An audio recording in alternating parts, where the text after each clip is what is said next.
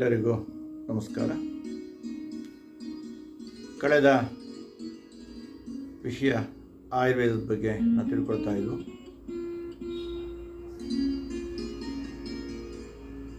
ಮೂರು ದೋಷಗಳು ಸಮದೋಷ.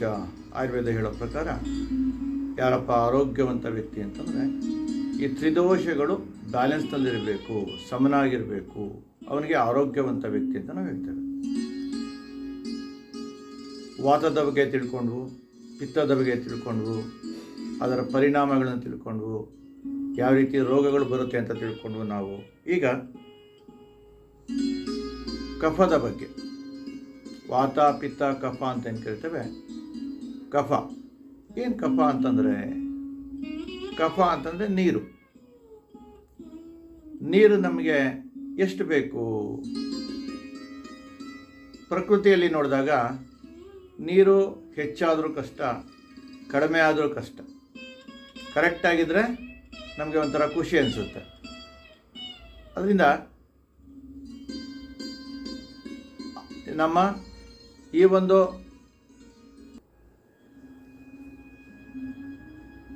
ನೀರಿನ ಅಂಶ ಸರಿಯಾಗಿರಬೇಕು ಅಂತಂದರೆ ಅದು ಬ್ಯಾಲೆನ್ಸ್ನಲ್ಲಿರಬೇಕು. ನೀರು ಹೆಚ್ಚಾದರೆ ಏನಾಗುತ್ತೆ?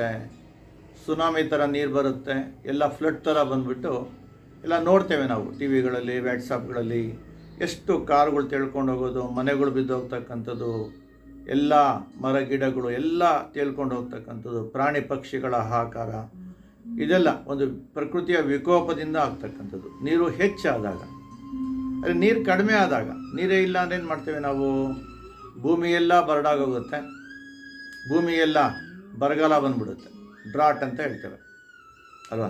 ಆ ಬರಗಾಲ ಬಂದಾಗ ಕುಡಿಯೋಕ್ಕೆ ನೀರು ಸಿಗೋದಿಲ್ಲ, ಪ್ರಾಣಿಗಳು ಸತ್ತೋಗುತ್ತೆ, ಪಕ್ಷಿಗಳು ಸತ್ತೋಗುತ್ತೆ, ಎಷ್ಟು ತೊಂದರೆಗಳಾಗುತ್ತೆ. ನೀರು ಕರೆಕ್ಟಾಗಿದ್ದಾಗ, ಸಮನಾಗಿದ್ದರೆ ಎಲ್ಲರೂ ಕೂಡ ಸುಭಿಕ್ಷವಾಗಿರ್ಬೋದು. ಇದು ಪ್ರಕೃತಿಯಲ್ಲಿ ಉಂಟಾಗ್ತಕ್ಕಂತಹ ವಿಕೋಪಗಳು.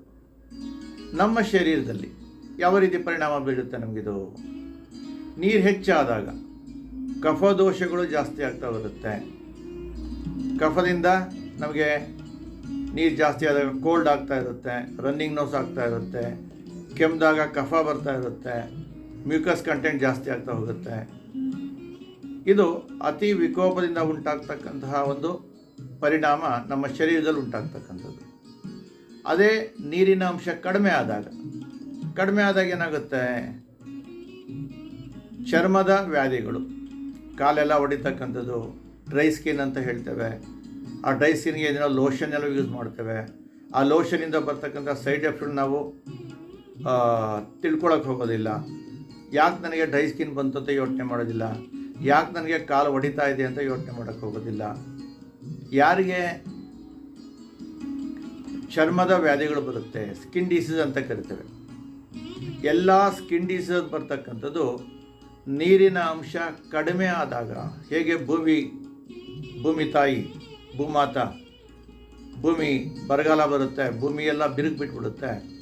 ನಮ್ಮ ಶರೀರದಲ್ಲೂ ಕೂಡ ನೀರಿನ ಅಂಶ ಕಡಿಮೆ ಆದಾಗ ಬರ್ತಕ್ಕಂತಹ ಎಲ್ಲ ರೀತಿಯ ಚರ್ಮ ರೋಗಗಳು, ಡ್ರೈ ಸ್ಕಿನ್ ಆಗಿರ್ಬೋದು, ಚರ್ಮಕ್ಕೆ ಒಂದು ಹಿಚ್ಚಿಂಗ್ ಆಗಿರ್ಬೋದು, ನಮಗೆ ಕೆರೆತ ಬರ್ತಕ್ಕಂಥದ್ದು, ಸೂರಿಯಾಸಿಸ್ ಆಗಿರ್ಬೋದು, ಎಕ್ಸಿಮಾ ಆಗಿರ್ಬೋದು, ಯಾವುದೇ ರೀತಿಯ ಒಂದು ಚರ್ಮದ ವ್ಯಾಧಿಗಳು ಬರ್ತಕ್ಕಂಥದ್ದು ನೀರಿನ ಅಂಶ ಕಡಿಮೆ ಇದೆ ಅಂತ ಒಂದು ಇಂಡಿಕೇಶನ್ ಕೊಡುತ್ತೆ.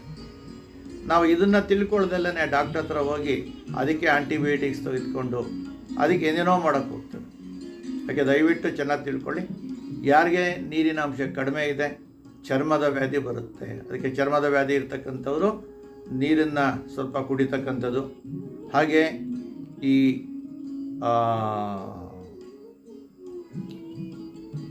ಪನ್ನೀರ್ ಅಂತಕ್ಕಂತ ಹೇಳ್ತೇವೆ, ಮಿಲ್ಕ್ ಐಟಮ್ನ, ಕರ್ಡ್ ಐಟಮ್ನ, ಮೊಸರಿನ ಐಟಮ್ನ, ಹಾಲು ಪದಾರ್ಥಗಳನ್ನು ಕಡಿಮೆ ಸೇವಿಸ್ತಕ್ಕಂಥದ್ದು. ಹಾಗೆ ಬದನೆಕಾಯಿ ತಿನ್ನಬಾರ್ದು. ಯಾಕಂದರೆ ಬದನೆಕಾಯಿ ಅವ್ರಿಗೆ ತುಂಬ ಇಷ್ಟ, ಮಸಾಲೆಗಳು ಇಷ್ಟ, ಪನ್ನೀರ್ ಇಷ್ಟ, ಮೊಸರು ಇಷ್ಟ. ಚರ್ಮದ ವ್ಯಾಧಿ ಇರ್ತಕ್ಕಂಥವ್ರಿಗೆ ಬದನೆಕಾಯಿ ತಿಂದಾಗ ಚರ್ಮ ವ್ಯಾಧಿ ಇನ್ನು ಉಲ್ಬಣ ಆಗ್ತಾ ಹೋಗುತ್ತೆ, ಮೈ ಕೆರೆತ ಜಾಸ್ತಿ ಆಗ್ತಾ ಹೋಗುತ್ತೆ.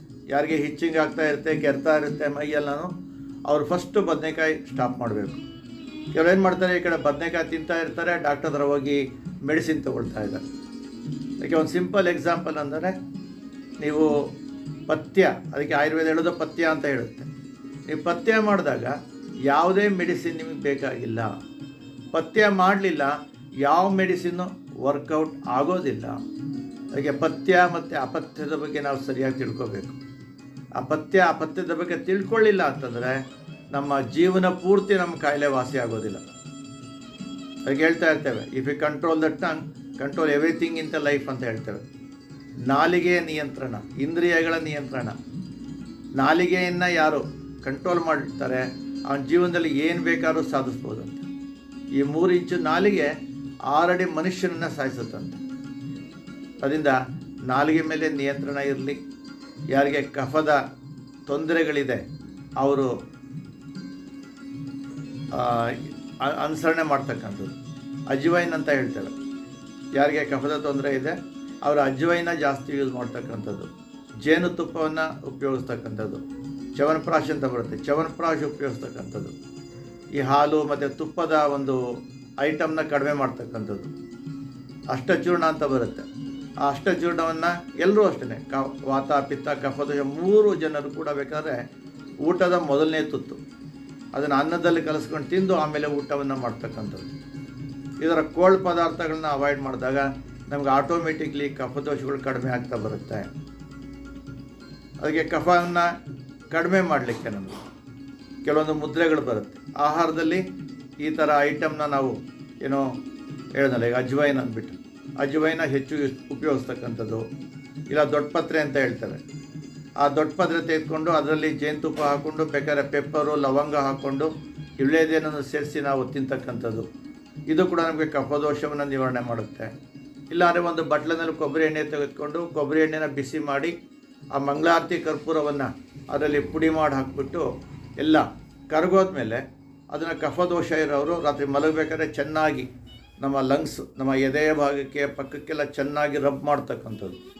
ಆ ಚಿಕ್ಕ ಮಕ್ಕಳಾಗಿರ್ಬೋದು, ದೊಡ್ಡವರಾಗಿರ್ಬೋದು, ಈ ಥರ ಉಚ್ಚಿಕೊಳ್ಳೋದ್ರಿಂದ ನಮಗೆ ಕಫದೋಷಗಳ ನಿವಾರಣೆ ಆಗ್ತಾ ಬರುತ್ತೆ. ಅದಕ್ಕೆ ನಿಮ್ಮ ಆರೋಗ್ಯ ನಿಮ್ಮ ಕೈಯಲ್ಲಿ, ಯಾರೂ ಆರೋಗ್ಯ ಕೊಡಲಿಕ್ಕೆ ಸಾಧ್ಯ ಇಲ್ಲ. ಹೀಗೆ ಆಹಾರದಿಂದ ನಾವು ಇದನ್ನು ಗುಣಪಡಿಸ್ಕೋಬೋದು. ಹಾಗೆ ಮುದ್ರೆಗಳು, ಈಗ ಮುದ್ರೆ, ಲಿಂಗ ಮುದ್ರೆ ಅಂತ ಹೇಳ್ತೇವೆ. ನಮ್ಮ ಹೆಬ್ಬೆರಳನ್ನು ಇಟ್ಕೊಂಡು ಹೀಗೆ ಎಲ್ಲ ಬೆರಳುಗಳನ್ನು ಲಾಕ್ ಮಾಡಿಬಿಟ್ಟು ಈ ಥರ ಸ್ಟ್ರೈಟಾಗಿ ಇಟ್ಕೊಂಡು ನಾವು ಕೂತ್ಕೊಂಡಾಗ, ಯಾರಿಗೆ ಆಸ್ಮಾ ಇದೆ, ವೀಸಿಂಗ್ ಇದೆ, ಅವರು ಸುಮಾರು 48 ನಿಮಿಷಗಳ ಕೂತ್ಕೋಬೇಕು. ಆಗೋದಿಲ್ಲ ಅಂತಂದರೆ 24 ನಿಮಿಷ ಬೆಳಗ್ಗೆ, 24 ನಿಮಿಷ ಸಾಯಂಕಾಲ ಮಾಡ್ಬೋದು. ನೀವು ನಿದ್ದೆ ಮಾಡಬೇಕಾದ್ರೂ ಕೂಡ ಇದೇ ಕೈಯನ್ನು ನಾವು ಸೈಡ್ನಲ್ಲಿ ಇಟ್ಕೊಂಡು ಮಲಗ್ತಕ್ಕ, ನಮ್ಮ ಎಡಭಾಗಕ್ಕೆ ತಿರುಗಿ ನಮ್ಮ ಎಡಗಡೆಗೆ ಈ ಥರ ಕೈ ಇಟ್ಕೊಂಡು ಮಲಗ್ತಕ್ಕಂಥದ್ದು. ಆಗೇನಾಗುತ್ತೆ, ಈ ಕಫದೋಷಗಳು, ಕೋಲ್ಡ್ನ ಅಂಶ ನಮಗೆ ದೂರ ಆಗ್ತಾ ಬರುತ್ತೆ. ಕೋಲ್ಡ್ ಪ್ರಾಬ್ಲಮ್ಮು ದೂರ ಆಗ್ತಾ ಬರುತ್ತೆ. ಕಫದೋಷಗಳು ಕಡಿಮೆ ಆಗ್ತಾ ಬರುತ್ತೆ. ನಾವು ಆರೋಗ್ಯವಾಗಿರ್ಬೋದು. ಒಂದು ಮುದ್ರೆಯಿಂದ ನಾವು ಗುಣಪಡಿಸ್ಕೋಬೋದು. ಆ ನೆಗಡಿಯನ್ನು ಕಮ್ಮಿ ಮಾಡ್ಕೋಬೋದು. ಜ್ವರ ಬಂದಾಗ, ಕೋಲ್ಡ್ ಇರೋರು, ಆಸ್ಮಾ ಇರೋರು, ವೀಸಿಂಗ್ ಇರೋರು, ಬ್ರೀತಿಂಗ್ ಪ್ರಾಬ್ಲಮ್ ಇರೋರು ಈ ಲಿಂಗ ಮುದ್ರೆಯನ್ನು ಕಂಪಲ್ಸರಿ ಈ ಥರ ಇಟ್ಕೊಂಡು ಕೂತ್ಕೊಳ್ತಕ್ಕ. ಇಲ್ಲೂ ಪ್ರೆಸ್ ಆಗಿರಬೇಕು, ಪೂರ್ತಿ ಗ್ಯಾಪ್ ಇರಬಾರ್ದು. ಇಲ್ಲೂ ಪ್ರೆಸ್ ಆಗಿರಬೇಕು. ಬೆರಳುಗಳನ್ನ ಪ್ರೆಸ್ ಮಾಡ್ಕೋಬೇಕು. ಸ್ವಲ್ಪ ಬೆರಳುಗಳು ನೋವು ಬರುತ್ತೆ ಬಿಗಿನಿಂಗ್ನಲ್ಲಿ. ಆ ನೋವು ಬಂದರೂ ಕೂಡ ಪರವಾಗಿಲ್ಲ. ನಾವು ಇದರ ಅಭ್ಯಾಸವನ್ನು ಇಟ್ಕೊಂಡಾಗ ನಮಗೆ 100% ಗುಣ ಆಗ್ತಾ ಬರುತ್ತೆ. ಒಂದು 5 ನಿಮಿಷ 10 ನಿಮಿಷ ಕೂತ್ಕೊಳ್ಳೋದ್ರಿಂದೆಲ್ಲ. ನಾರ್ಮಲ್ ಆಗಿರೋರು ಒಂದು 24 ನಿಮಿಷ ಕೂತ್ಕೋಬೇಕು. ಕ್ರಾನಿಕ್ ಇರೋರು 48 ನಿಮಿಷಗಳ ಕಾಲ ಕೂತ್ಕೊಳ್ತಕ್ಕಂಥದ್ದು. ಮನೆ ಔಷಧಿಗಳಿಂದನೂ ನಾವು ಗುಣಪಡಿಸ್ಕೋಬಹುದು. ಹಾಗೆ ಈ ಮುದ್ರೆಯಿಂದ ಕೂಡ, ಲಿಂಗ ಮುದ್ರೆ ಅಂದ್ಬಿಟ್ಟು ತುಂಬ ಫೇಮಸ್ ಮುದ್ರೆ ಇದು, ಇದನ್ನು ಕೂಡ ಗುಣಪಡಿಸ್ಕೋಬಹುದು.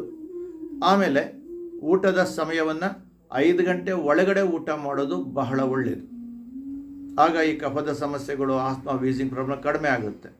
ಯಾವಾಗ ಲೇಟಾಗಿ ಊಟ ಮಾಡ್ತಾರೆ ಜನ, ಅದರಿಂದ ಬರ್ತಕ್ಕಂತಹ ರೋಗಗಳು, ಎಲ್ಲ ರೋಗಗಳು, ವಾತ ಪಿತ್ತ ಕಫ, ಇದು 3 ಕೂಡ ಹೆಚ್ಚಾದಾಗ ಮನುಷ್ಯನಲ್ಲಿ ಏನಾಗುತ್ತೆ, ಸರ್ಪಸುತ್ತು ಅಂತ ಕರಿತೇವೆ. ವಾತ ಪಿತ್ತ ಕಫ 3 ಜಾಸ್ತಿ ಆದಾಗ ಅವನಿಗೆ ಬರ್ತಕ್ಕಂಥ ರೋಗ ಸರ್ಪಸುತ್ತು ಅಂತ ಹೇಳ್ತೇವೆ.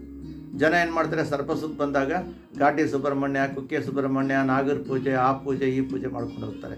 ನಿಜವಾದ ಕಾರಣ ವಾತ ಪಿತ್ತ ಕಫ ಹೆಚ್ಚಾಗ್ತಕ್ಕಂಥದ್ದು. ಪ್ರಕೃತಿಯಲ್ಲೂ ಕೂಡ ವಾತ ಪಿತ್ತ ಕಫ ಜಾಸ್ತಿ ಆದಾಗ ಏನಾಗುತ್ತೆ, ಪ್ರಳಯ ಅಂತ ಕರಿತೇವೆ.